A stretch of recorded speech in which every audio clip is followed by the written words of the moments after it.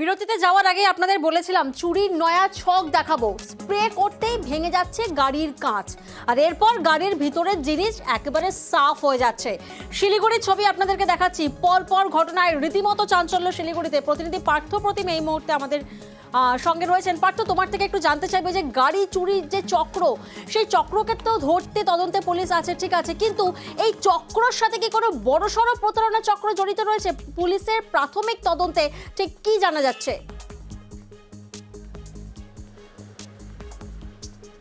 দেখো, তোকে জেনে রেখে যে এটা গাড়ি চুরি কিন্তু নয়া ট্রেন শহর শিলিগুড়িতে, এবং এটা একটা গ্যাং কাজ করছে। এখানে একই দিনে শহরের বিভিন্ন প্রান্তে প্রায় একই সময়ে কিন্তু এই চুরি ঘটনা ঘটছে। কখনো গাড়ির কাছে গাড়ি যে পার্কিংয়ের জায়গায় গাড়ি রেখে যখন কেউ চলে যাচ্ছে বাজারে বা অফিসে কাজে, সেই ফাঁকেই কিন্তু এই দুষ্কৃতীদের দল তারা গাড়ির কাছে স্প্রে করে গাড়ির কাচ ভেঙে যাচ্ছে, একটা বিকট গন্ধ আসছে, এমনটাই কিন্তু যারা প্রত্যক্ষদর্শী তারা কিন্তু জানাচ্ছে। এবং তারপরেই কিন্তু বারবার করে একই ঘটনা ঘটায়। এবং এই যে অভিনব কায়দা গাড়ি চুরি, গত 3 দিন ধরে এই প্রক্রিয়া শুরু হয়েছে শিলিগুড়িতে, এবং আজ একাধিক ঘটনা ঘটেছে, কখনো বর্ধমান রোডে, কখনো বা বিবেকানন্দ রোডে, কখনো বা সেবক রোডে এবং ইস্কন মন্দির রোডে। অর্থাৎ একের পর এক এই ঘটনা ঘটছে, তদন্তে এবার পুলিশ। रेगुलर में आया था, इधर पार्क किया था, एक लड़का आके मेरा दिन दहाड़े ब्रॉड डे लाइट मेरा गाड़ी फोड़ के मेरा सामान सब ले गया। लकीली मेरा सामान, मेरा जो रिलायबल सामान, महंगा सामान अपने जेब में था और कैश हमारा पास था। শিলিগুড়িতে অদ্ভুতভাবে তো চুরি হচ্ছে, সেই খবর আপনাদের দেখালাম। আর এবার আপনাদের দেখাবো পুকুর চুরি। পাঁচলার কথা বলছি, যেখানে পাঁচলার দিঘির পাড়ে পুকুর ভরাট ঘিরে এবার উত্তেজনা। গ্রামবাসীদের অভিযোগ অবৈধভাবে মাটি ফেলে দিঘি ভরাট করা হচ্ছে, আর তার জেরেই দেখুন প্রতিবাদের সরব হয়েছেন এলাকাবাসীরা। প্রতিনিধি সন্তু এই মুহূর্তে আমাদের সঙ্গে রয়েছেন, সন্তুর কাছে যাব সরাসরি। সন্তু, আমরা দেখছি যে প্রতিবাদ করছেন গ্রামবাসীরা, কিন্তু অভিযোগ কাদের বিরুদ্ধে? কারা ভরাট করছে এভাবে দিনে দুপুরে? দেখো, পাঁচলার জুজাসরা গ্রাম পঞ্চায়েতের দিঘির পাড় এলাকা, সেই এলাকায় কিন্তু স্থানীয় বাসিন্দাদের অভিযোগ বেশ কিছুদিন ধরে একটি কোম্পানি, স্থানীয় যারা তৃণমূল নেতা আছে এবং বিশেষ করে জুজাসরা গ্রাম পঞ্চায়েত উপপ্রধানের নেতৃত্বে একটি দল, তারা কিন্তু ওই এলাকায় একটি জলাশয় ছিল, সেই জলাশয় ভরাটের কাজ করছিল। স্থানীয় গ্রামবাসীরা এর প্রতিবাদ করে। তাদের গ্রামবাসীদের একটাই দাবি যে এই যে জলাশয় বন্ধ হলে তাদের ক্ষতি হবে এবং তারা এই জলাশয় ব্যবহার করতো, তাই অতএব জলাশয় ভরাট করা যাবে না। এই গ্রামবাসীরা যখন প্রতিবাদ শুরু করে, তখনই কিন্তু যেটা অভিযোগ আসছে জুয়াশা গ্রাম পঞ্চায়েতের উপপ্রধান খলিল আহমেদের বিরুদ্ধে, এবং তার দলবল নাকি গ্রামবাসীদের মহিলাদের উপর চড়াও হয় এবং তাদেরকে মারধর করে, এমনটাই কিন্তু অভিযোগ। এই অভিযোগ ঘিরে কিন্তু উত্তেজনা ছড়ায়। আর সকাল থেকে গ্রামবাসীরা বিক্ষোভ দেখাতে থাকে, কেউ বাঁশ লাঠি নিয়ে বিক্ষোভ দেখাতে শুরু করে। ঘটনার খবর পেয়ে কিন্তু হাওড়া গ্রামীণ জেলা পুলিশের অতিরিক্ত পুলিশ কিন্তু সেখানে মোতায়েন করা হয়েছে। আর এই নিয়ে শুরু হয়েছে রাজনৈতিক তরজা।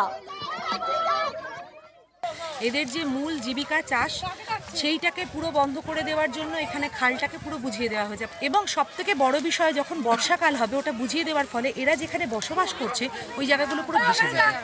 তো এই মহিলারা দীর্ঘদিন থানায় জানায়, প্রশাসন একদম নিষ্ক্রিয়, এখানকার পঞ্চায়েত বিডিও সমস্তটাই নিষ্ক্রিয়, এবং এইগুলো সমস্তটাই খলিল নামক একজন এখানকার পঞ্চায়েতের বোধহয় উপপ্রধান, তার নেতৃত্বে পুরো চলছে। এখন যে সমস্যাটা, যারা বলছে আমাদের জমি জোর করে কেড়ে নিচ্ছে, তারা তাদের জমি দেখাক না। যারা জমিটা ভরাট করছে তাদেরকে দেখাক না। ওটা তো পুকুর নয়, ডোবা নয়, শালি জমি, যে ইচ্ছাকৃতভাবে তৃণমূলের গায়ে কালিমালিপ্ত করার জন্য এইসব কিছু।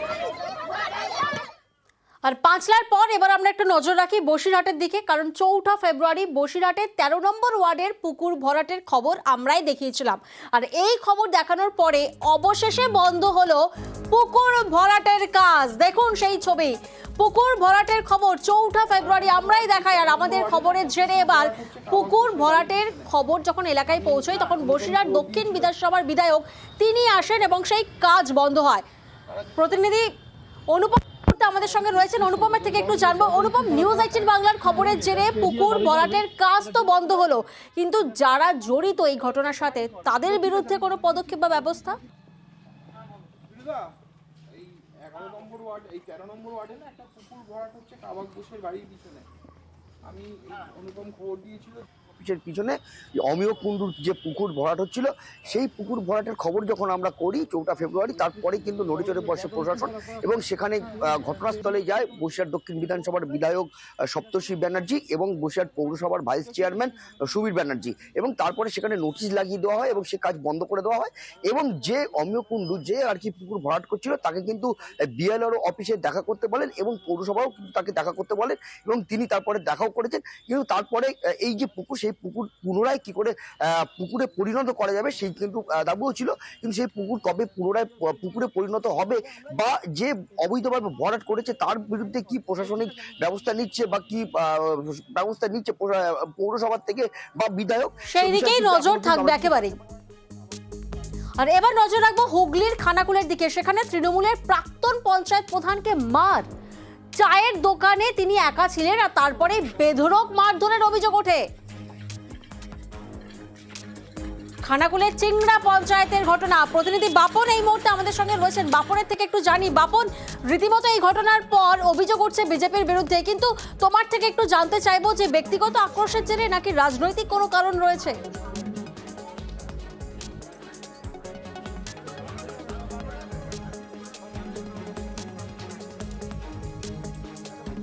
পঞ্চায়েত, সেই পঞ্চায়েতেরই প্রাক্তন তৃণমূলের প্রধান কার্তিক কিশোর, তাকেই বেধড়ক মারধরের অভিযোগ উঠেছে বিজেপির উপপ্রধান এবং তার দলবলের বিরুদ্ধে। আজ সকালেই ওই প্রাক্তন প্রধান তিনি তার মেয়ের বিয়ের জন্য নেমন্ত্রণ করতে বেরিয়েছিলেন, সেই সময় চায়ের দোকানে একা পেয়ে তাকে কিন্তু বেধড়ক মারধর করা হয় বলে অভিযোগ। প্রায় 10-12 জন বিজেপির কর্মী সমর্থক তারা কিন্তু লাঠি ছোটা নিয়ে ওই প্রাক্তন প্রধানকে বেধড়ক মারধর করে। এমনকি ওই ঘটনায় ছাড়াতে গেলে একজন স্থানীয়কেও কিন্তু মারধর করা হয় বলে অভিযোগ। কোনো রকমে এক অন্যের বাড়িতে গিয়ে পালিয়ে গিয়ে প্রাণে বাঁচেন ওই প্রাক্তন প্রধান। পরে খানাকুল থানার পুলিশ খবর পেয়ে ঘটনাস্থলে যায়, পাশাপাশি ওই প্রাক্তন প্রধানকে উদ্ধার করে আরামবাগ মেডিকেল কলেজে ভর্তি করা হয়েছে। এই ঘটনায় কিন্তু একেবারেই রাজনৈতিক উত্তেজনা কিন্তু ছড়িয়েছে খানাকুল জুড়ে। যদিও এই ঘটনায় পুরোপুরি অভিযোগ উঠেছে বিজেপির বিরুদ্ধে, বিজেপি যদিও অভিযোগ অস্বীকার করেছে, তবে অভিযোগ উঠছে বিজেপির বিরুদ্ধে। কি বলছেন আমরা শুনবো একবার। আমি বিয়ে নেমন্তন্ন করতে গেছিল, কার্ড দেওয়ার পর আমি চায়ের দোকানে বসেছিলাম, পাশে একটা চায়ের দোকান ছিল, প্রায় 10 থেকে 15 জন বসেছিল, আমি বুঝতে পারি না। এবং অতর্কিত ছুটে এসে প্রথমে ওই যে পাশে বসে আছে আমার সন্ন্যাসী সন্ধ্যাকে মারধর করে, তারপরে আমি ছুটে পালাবার চেষ্টা করতে আমাকে ধরে ফেলে, সঙ্গে সঙ্গে আমাকে প্রথমে মাথায় মারে, পাটাকে ভেঙে দেওয়ার চেষ্টা করেছিল। বিজেপির কিছু দুষ্কৃতিকারী মেঘা দোলই, বিবাস বর, মাধাই সাঁতরা, কানাই সর্দার ছিল এবং উপপ্রধান সুরজিৎ সর্দারের নেতৃত্বে এটা হয়েছে। এই কার্তিক কিশোর, যিনি প্রাক্তন তৃণমূল কংগ্রেসের প্রধান ছিলেন, আজ থেকে 5-7 বছর আগে যদি তার ব্যাকগ্রাউন্ড একটি ঘেঁটে দেখেন, একটা সাধারণ মানুষ আজকে কোটি কোটি টাকা লুটপাট করে প্রসাদ প্রমণ বাড়ি তৈরি করেছে। আজকে গ্রামবাসীর জনরোষের মুখে এই কার্তিক কিশোর পড়েছে। এই ঘটনার সঙ্গে বিজেপির কোনো যোগ নাই। এবার আপনাদেরকে একটি ছবি দেখাবো, সোশ্যাল মিডিয়ায় খুব ভাইরাল হয়েছে। নতুন পিচ রাস্তা, আর সেই রাস্তায় কি উঠেছে জানেন? ঘাস। দেখুন সেই ছবি, মুর্শিদাবাদের শামশেরগঞ্জের ছবি, যেখানে নতুন পিচ রাস্তায় গজিয়েছে ঘাস। রাস্তায় কিভাবে দুর্নীতি হয়েছে বুঝতে পারছেন? সোশ্যাল মিডিয়ায় ঘাসের এই ভিডিও ভাইরাল হয়েছে।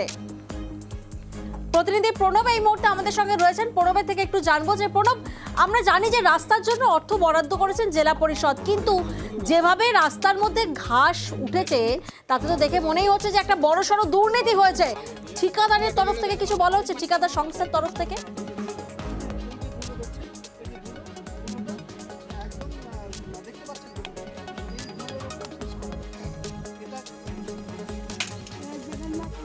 এই যে মাঝ রাস্তায় দেখছেন, রাস্তার পুরো রাস্তাটায় ঘাস বেরিয়ে আছে এবং রাস্তাটাও খুব নিম্নমানের। কালকে সব লোকজন এসেছিল, গ্রামবাসীরা এসেছিল, তারা দেখছিল এবং হাত দিয়ে তুলছে, তো উঠে যাচ্ছে আপনা আপনি। এই রাস্তা এতটাই নিম্নমানের হয়েছে যে রাস্তা করার 2 দিন পরেই আপনার রাস্তা ফুটে ঘাস বেরিয়েছে। আর এই রাস্তা একদম মানে কি, কেউ যদি হাঁটছে তো মানে স্যান্ডেলের তলে, চটির তলে, জুতার তলে পিচ উঠে যাচ্ছে। আমরা শুনলাম স্থানীয়রা অভিযোগ করছেন বড়সড় দুর্নীতি হয়েছে। দেখুন, হাত দিয়ে পিচ উঠে যাচ্ছে একেবারে চাদরের মতো, হাত দিয়েই উঠছে পিচ। একদিকে যেমন পিচ উঠছে, অন্যদিকে আবার ঘাস। নতুন পিচ রাস্তা সোশ্যাল মিডিয়ায় রীতিমতো ভাইরাল হয়েছে।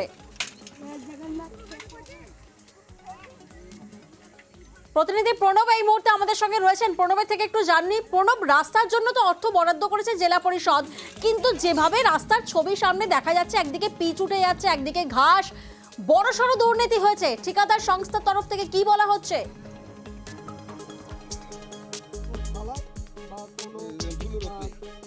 সংস্থা কিন্তু কোনো রকম ভাবে কর্ণপাত করতে রাজি নাই এবং তারা অভিযোগও মানতে নারাজ, এবং গ্রামবাসীরাও কিন্তু একাধিকবার বাধা দিয়েছিল, কিন্তু তারা কিন্তু কোনো রকম ভাবে আমল দেয়নি। কিন্তু দিন সাতেক হয়েছে, প্রায় তোমার লস্করপুর, শামসেরগঞ্জের লস্করপুর থেকে চকসার যে প্রায় 1 কিলোমিটার রাস্তা হয়েছে পথশ্রী প্রকল্প থেকে, সেই রাস্তাতে মধ্যে দেখা যাচ্ছে মধ্যেই তোমার ঘাস বেড়ে গিয়েছে এবং হাত দিলে পিচ উঠে যাচ্ছে। এবং এলাকাবাসীর অভিযোগ যে নিম্নমানের রাস্তা হয়েছে, যা আধিকারিকদেরকে বারে বারে বলার পরও কিন্তু তারা কোনো রকমভাবে কর্ণপাত করেননি, এবং তারা চাইছেন উপযুক্ত তদন্ত হোক। এবং শামসেরগঞ্জের যিনি ব্লক আধিকারিক অফিসার আছেন, এই বিক্ষোভের পর কিন্তু তিনি আশ্বাস দিয়েছেন যে রাস্তা যাতে আবার ভালো মতন ভাবে করা হয় এবং বাস্তুকার পাঠিয়ে সেটা দেখা হবে। তারপরে কিন্তু যে কন্ট্রাক্টর ঠিকাদার সংস্থা, তাকে কিন্তু মানে তার বিল অনুমোদন করা হবে, এই আশ্বাস কিন্তু বিডিও দিয়েছেন। এখন দেখার সেইটা আদৌ কিন্তু বাস্তবায়িত হয় কিনা, সেটাই কিন্তু দেখার। প্রিয়াঙ্কা, একেবারেই নতুন পিচের রাস্তায় ঘাসের ছবি আপনাদের দেখালাম, এবার দেখাই নদীর ধারে ডাম্পিং গ্রাউন্ড। মেটালির কথা বলছি, মেটালিতে নেওড়া নদীর ধারে দেখুন ডাম্পিং গ্রাউন্ড রয়েছে। রীতিমতো বিক্ষোভ শুরু করেছেন স্থানীয়রা, কারণ পর্যটন কেন্দ্রের পাশে যদি এভাবে ডাম্পিং গ্রাউন্ড থাকে তাহলে তো প্রতিবাদ করবেন স্থানীয়রা। বাবু হাসান বলে বলছে নাকি এখানে মাটি কাটতে, কিন্তু আমরা ফোন করে শুনতে পাইলাম যে উনি কিছু বলে নাই, একটা প্রধানও কিছু বলে না, ওরা জানেই না, ওনাদের কাছে কোনো চিঠি যায় নাই। চিঠি না যাওয়া সত্ত্বেও আজকে এখানে মানে বেআইনিভাবে মাটি কাটা হলো। চারিপাশে বাড়ি আছে, বাড়িঘর পাশে, এখানে কি ডাম্পিং গ্রাউন্ড বানালে ভালো হবে? আমরা কি ডাম্পিং গ্রাউন্ড বানাইতে দিব? জীবনে আমরা ডাম্পিং গ্রাউন্ড এখানে বানাইতে দিব না। যদিও না মানে না যায়, তারপরে কিন্তু পাবলিক আসলে আমরা আর এটাকে সামাল দিতে পারবো না। প্রতিনিধি রকি এই মুহূর্তে আমাদের সঙ্গে রয়েছেন। রকির থেকে একটু জানি, রকি, যে ছবি আমরা দেখলাম যে পর্যটন কেন্দ্রে ডাম্পিং গ্রাউন্ড, প্রতিবাদ করছেন স্থানীয়রা ঠিকই, কিন্তু কতদিন ধরে চলছে এভাবে ময়লা ফেলার কাজ পর্যটন কেন্দ্রের পাশে?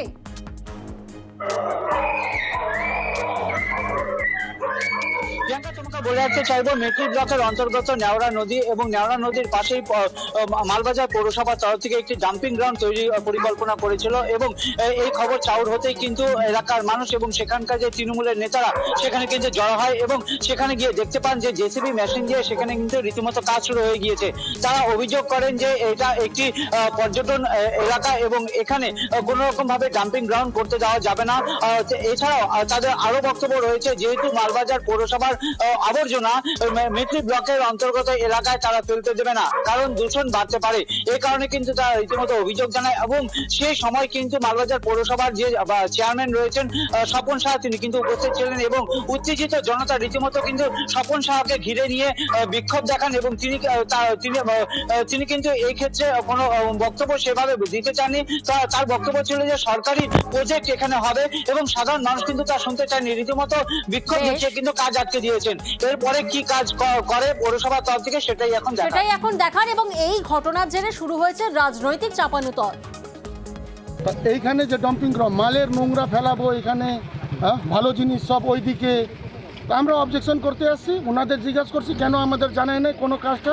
ভালো কাজ হইলে পরে নিশ্চয়ই এখানে আমরা মেনে নিতাম। ডাম্পিং গ্রাউন্ড কি করে মেনে নিব? ট্যুরিজম এরিয়া, জায়গা আমাদের ভরপুর আছে, এখানে বেলারও খেলা খেলতেছে। লোকাল লোকেরা বাধা সৃষ্টি করছে, সেটা আমরা দেখব নিচের লেভেলে কথা বলে। আরও অবশ্যই একটা চাপ তো আছে এবং মামলার রায় এখনো হয়নি, পেন্ডিং আছে। লোকসভা নির্বাচনের মুখে আমরা দেখেছি পোস্টার বিতর্ক তো চলছে, আর এবার কিন্তু নদী দূষণের অভিযোগে পোস্টার দেওয়া হচ্ছে। যে ছবি আপনারা দেখছেন চন্দ্রকোনার ক্ষীরপাই পুরসভায়, যেখানে নদী দূষণের অভিযোগ করল পোস্টারে কি লেখা রয়েছে দেখুন, জাগো পুরবাসী বাঁচাও পরিবেশ। ক্ষীরপাই পৌরসভা যেখানে এই পোস্টার ফেলা হয়, এবং সেখানে লেখা আছে পরিষ্কার যে জাগো পুরবাসী বাঁচাও পরিবেশ। কিন্তু কেন এই দুর্দশা জানি একটু। প্রতিনিধি সুকান্ত এই মুহূর্তে আমাদের সঙ্গে রয়েছেন, সুকান্তর কাছে একটু যাই। সুকান্ত, পুরসভার তরফ থেকে ঠিক কি ব্যবস্থা নেওয়া হলো, কেন এতদূর পর্যন্ত আসতে হলো স্থানীয়দের, অর্থাৎ পোস্টার ছাপাতে হলো পরিবেশ বাঁচানোর জন্য?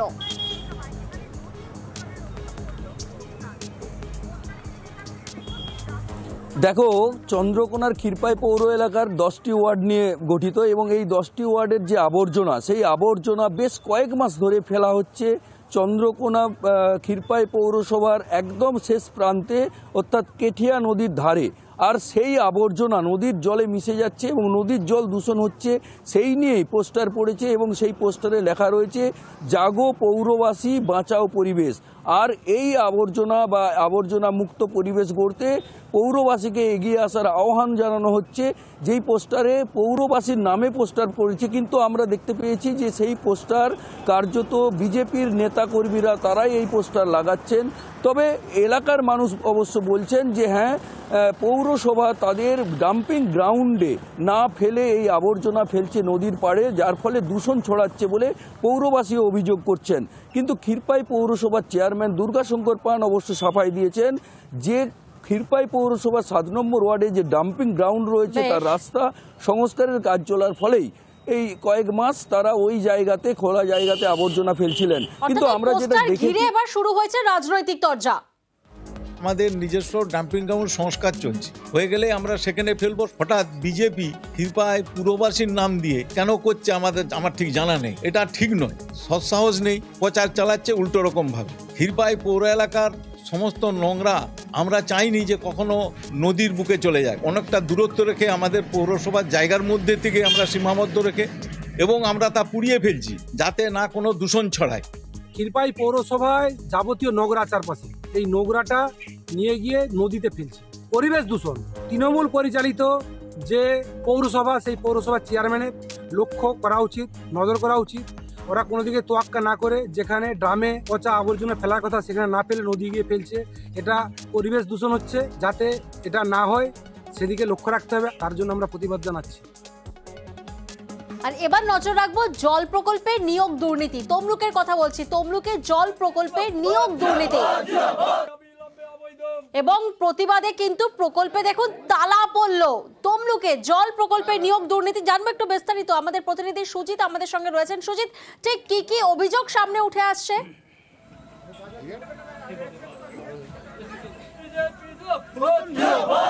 মানে কি না, জল প্রকল্পের নিয়োগ করা হয়েছে যাদের, তাদেরকে কিন্তু নিয়ম মেনে নিয়োগ করা হয়নি। ঘটনাস্থল তমলুকের শহীদ মাতঙ্গিনী ব্লক এলাকা, আর সেখানে কিন্তু গ্রাম পঞ্চায়েতের ক্ষমতায় এসেছে বিজেপি এবং পঞ্চায়েত সমিতির ক্ষমতাতেও কিন্তু বিজেপি। এখানে বিজেপি নেতৃত্ব যে অভিযোগ করছে যে পঞ্চায়েত সমিতিতে ক্ষমতায় থাকার পরেও এবং যেখানে পঞ্চায়েতের ক্ষমতায় থাকার পরেও প্রধান কিংবা পঞ্চায়েত সমিতির সভাপতি কিংবা যারা দায়িত্বে আছেন তাদের কথা মানা হয়নি। তারা যে নাম পাঠিয়েছিলেন নিয়োগের জন্য 3 জনকে, তারা কিন্তু দেখলেন কি তাদের বাদ দিয়ে অন্যদের নিয়োগ করা হয়েছে এবং সেখানে কিনা টাকা পয়সা নেওয়ারও অভিযোগ করা হচ্ছে। যদি তৃণমূল সব অভিযোগ অস্বীকার করেছে অনিন্দিতা, কিন্তু ঘটনা নিয়ে আজকে ক্ষোভ বিক্ষোভ তালাচাবি লাগিয়ে রীতিমতো আন্দোলনের নামে বিজেপি এবং পুলিশ ঘটনাস্থলে যায় এবং পরিস্থিতি সামাল দেওয়ার চেষ্টা করে।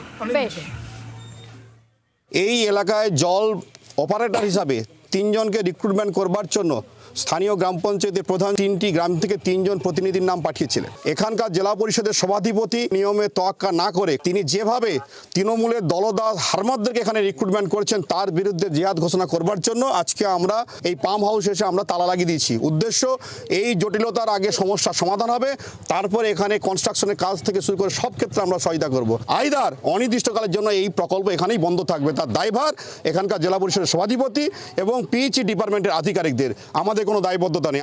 গেলাম সরকারি দপ্তরে তালা মারলাম, এ কি মগের মূল্য নাকি? প্রশাসন আছে, তো প্রশাসনিক দপ্তর আছে, দপ্তরে অভিযোগ জানাবেন, নিশ্চিত সুরাহা হবে। যদি কেউ কোনো রকম অন্যায় করে থাকেন, ত্রুটি বিচ্ছুতি থাকে, নিশ্চিতভাবে প্রশাসন দেখবে। উনি প্রশাসনের দরকারে যাবেন, না গিয়ে আইন তুলে নিয়েছেন, ঠিক করেননি। আমি অনুরোধ করব দপ্তরের আধিকারিকদের বিশেষভাবে ব্যবস্থা নেওয়ার। টাকার বিনিময়ে নিয়োগের একটা অভিযোগ উঠছে, যে কোনো অভিযোগ উঠতেই পারে, তো তদন্ত হবে। আমরা দেখলাম তমলুকে জল প্রকল্পে তরজায় বিজেপি তৃণমূল। জানেন তো রামনগরেও তরজায় বিজেপি তৃণমূল। কিন্তু কেন? মুরগি ছানা বিড়ি নিয়ে তরজা শুরু হয়েছে রামনগরে, যেখানে তরজায় বিজেপি তৃণমূল। কি নিয়ে এই দ্বন্দ্ব জানবো, প্রতিনিধি পঙ্কজ আমাদের সঙ্গে রয়েছেন। পঙ্কজের থেকে একটু জানি। পঙ্কজ, রামনগরে কেন তরজায় তৃণমূল বিজেপি?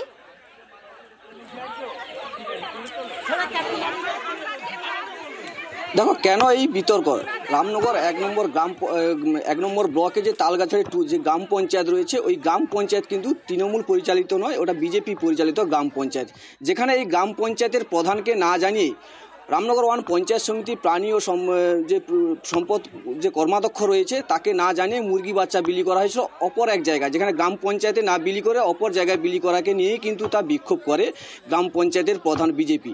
সেক্ষেত্রে তারা অভিযোগ করছে যে বিজেপির দাবি, যেখানে তাদেরকে না জানিয়ে যে কর্মাধ্যক্ষরা তাদেরকে না জানিয়ে বিভিন্ন রকম প্রকল্পের কাজ তারা কিন্তু করে যাচ্ছে, আর অপরদিকে তৃণমূল কংগ্রেসের পক্ষ থেকে যেখানে কর্মাধ্যক্ষরা রয়েছে তারা কিন্তু অভিযোগ করছে সমস্ত যে কর্মসূচি করা হয় তাদেরকে মেলের মাধ্যমে চিঠি পাঠিয়ে কিন্তু তাদেরকে করা হয়। কিন্তু এক্ষেত্রে যে আজকে যে ঘটনা ঘটছে, রামনগর 1 ব্লকের যে তালগাছড়ি 2 গ্রাম পঞ্চায়েত, সেই গ্রাম পঞ্চায়েতে যে মুরগি বাচ্চা বিলি করাকে কেন্দ্র করে রাজনৈতিক চাপানোতর তাই নিয়ে শুরু হয়েছে দ্বন্দ্ব। আর এবার আমরা নজর রাখবো তাদিং পাহাড়ের কোলে টোটোপাড়ায় রয়েছে, যেখানে দুয়ারে প্রশাসন। পাহাড়ের কোলে মাটিতে দেখুন প্লাস্টিক বিছিয়ে পদ্মশ্রী ধনীরাম টোটোর সঙ্গে বসে এলাকার সমস্যার কথা শুনলেন। কে শুনছেন? আলিপুরদুয়ারের মহকুমা শাসক বিপ্লব সরকার। প্রতিনিধি রাজকুমার এই মুহূর্তে আমাদের সঙ্গে রয়েছেন। রাজকুমারের থেকে একটু যাব সরাসরি। রাজকুমার, আমরা দেখছি সরাসরি একেবারে মাটিতে বসেছেন মহকুমা শাসক বিপ্লব সরকার এবং তিনি সমস্যার কথা শুনছেন। টোটোপাড়ার সমস্যার সমাধানে ঠিক কি আশ্বাস তিনি দিলেন, আশ্বস্ত হলেন এলাকাবাসী?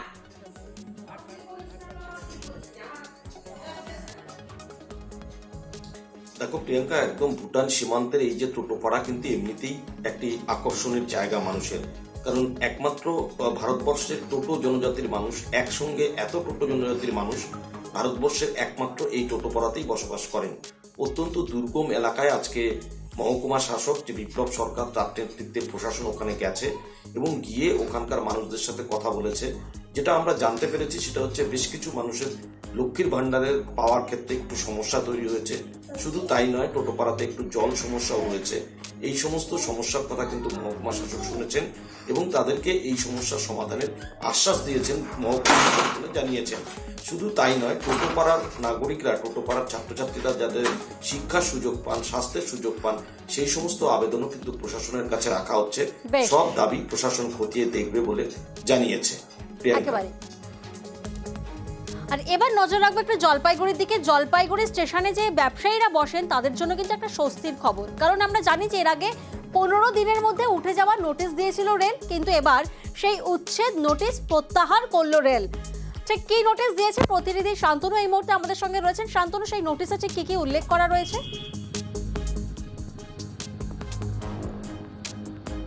দেখো, গত 15 তারিখে এই নোটিশটি দেওয়া হয়েছিল। স্টেশন বাজারে যারা ব্যবসায়ী রয়েছে তাদেরকে বলা হয়েছিল তারা যেহেতু রেলের জমিতে ব্যবসা করছে, সেই রেলের জমি তাদের উন্নয়নের কাজে, অর্থাৎ অমৃত ভারত প্রকল্পে রেলের যে কর্মসূচি রয়েছে, একাধিক পরিকল্পনা রয়েছে, তা বাস্তবায়িত করার জন্য রেলের এই বাজারটি থেকে সরে যেতে হবে ব্যবসায়ীদের, এবং তার জন্য চূড়ান্ত সময় হিসেবে 15 দিন ধার্য করা ছিল এবং বলা হয়েছিল যে এই নির্দেশ অর্থাৎ নোটিশ পাওয়ার 15 দিনের মধ্যে সকল ব্যবসায়ীকে সরে যেতে হবে।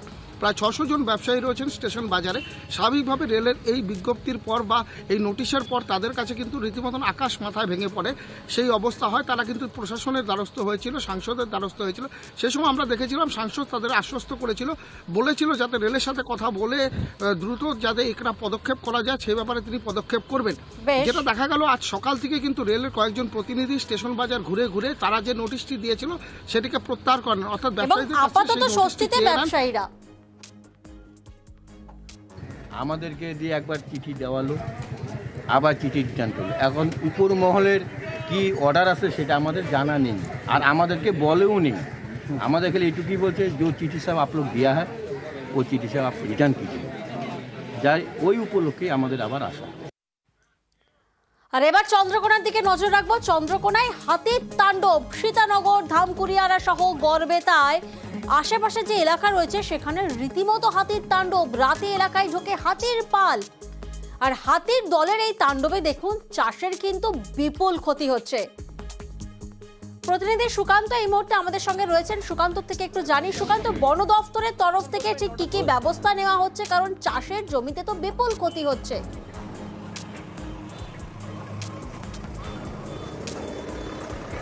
একদমই, দেখো অমৃতা, চাষের জমিতে ব্যাপক ক্ষতি হচ্ছে যেটা জানাচ্ছেন কৃষকেরা।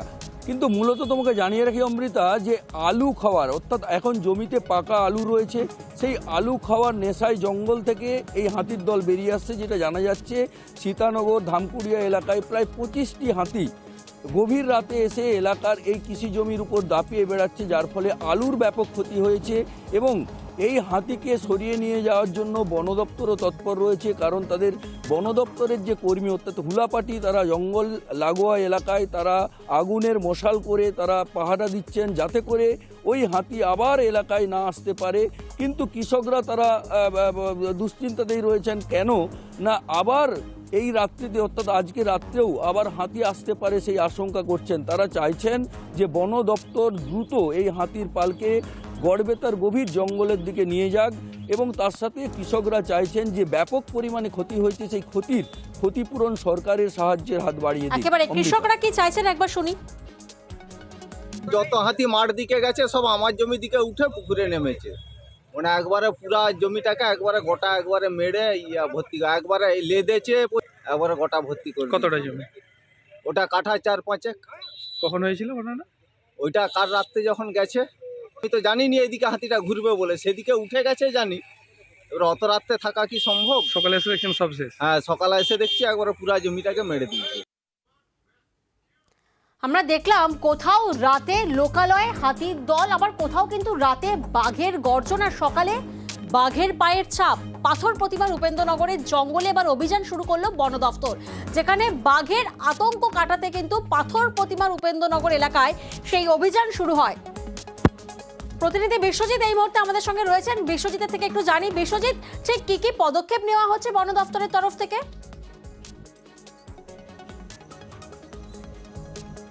হ্যাঁ দেখো, আজকে সকাল থেকে যেটা জানা গেল, যেটা দেখা গেল যে পাথর প্রতিমা যে উপেন্দ্রনগর, যেখানে গত 4 মাস ধরে মানুষ কিন্তু আতঙ্কগ্রস্ত হয়েছিল যে রাতে বাঘের গর্জন শুনতে পাচ্ছে, বাঘের পায়ের ছাপ দেখতে পাচ্ছে।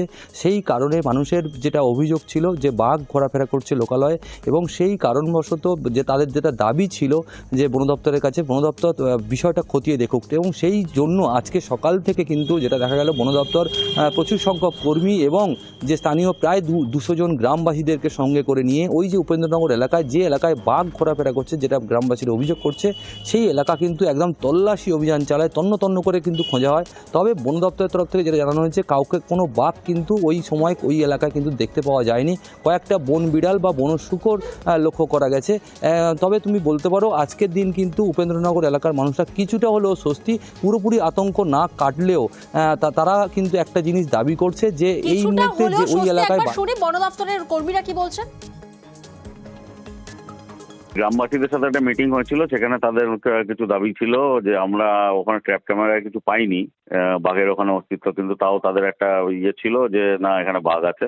তো সেটাই ভেরিফাই করার জন্য আজকে ওখানে মানে আমাদের পিআরটি টিম, স্টাফ আর পঞ্চায়েতের প্রধানও ওখানে উপস্থিত আছেন, সবার প্রেজেন্সে একটা সার্চ অপারেশন করা হচ্ছে ওখানে।